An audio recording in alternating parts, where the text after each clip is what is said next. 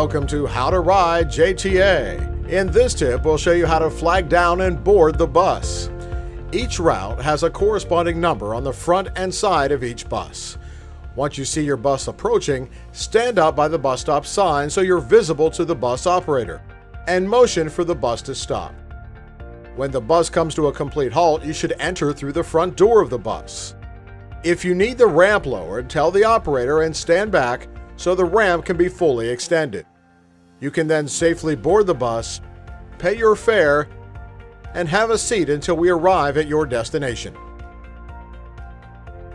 Check out all our videos for more tips on how to ride JTA.